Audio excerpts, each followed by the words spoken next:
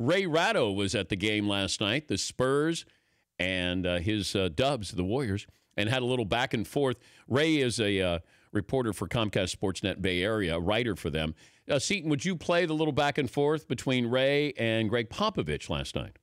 Was it immediately from the start that you saw this, or did it take a couple of minutes quit for you slicing hairs. Geez, was it from the start? Okay. No, it was at 1 minute and 37 seconds is when we figured that out. Okay, thank you. Or maybe it was 3 minutes. 3 minutes in, then we realized.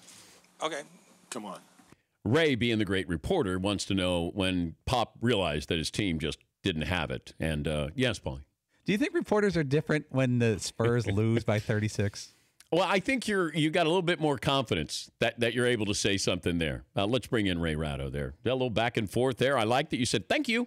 Very, very polite of you, Ray. It was really more back than forth.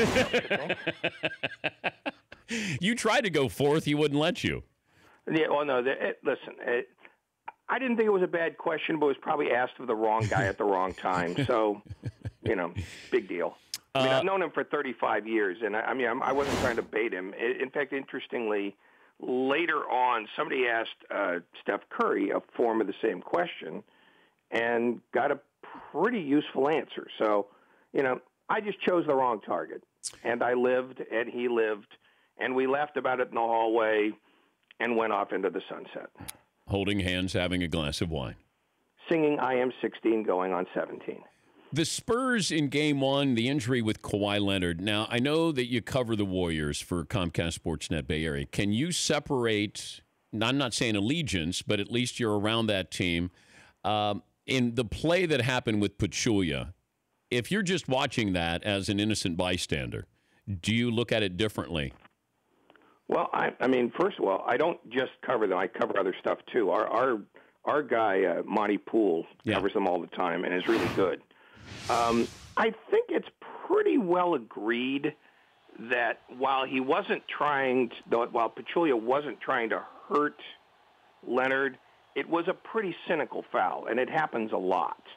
And I think, did it change the series?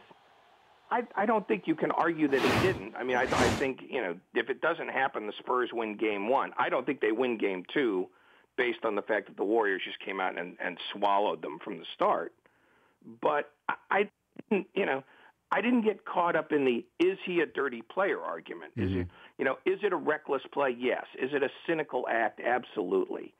But there's cynical acts all the time in every NBA game, in every hockey game, and every football game. It is part of the nature of playing sports for money.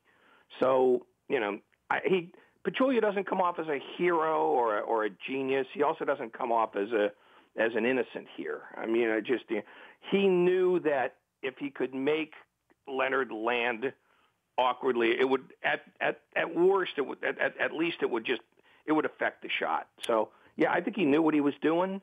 I think had he had his choice, he wouldn't have injured him.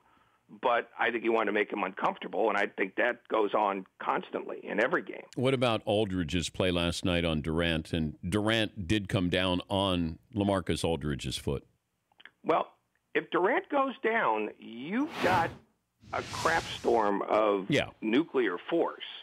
And it's the risk that players are willing to run, especially in the playoffs. Remember a couple of years ago when the new phase in the NBA was hitting a guy in the groin as he was coming around a screen? Mm-hmm. It stepping underneath a guy, a shooter, I guess, is the new version of that. I mean, it's a cynical play, and pros are cynical at times like this. They're going to do. Hey, I know my predecessors have done this. I know their predecessors have done it. This has been going on in basketball since Hank Lassetti first jumped off the ground.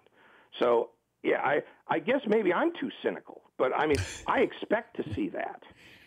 He's Ray Ratto, Comcast Sportsnet Bay Area. Stay with me on this.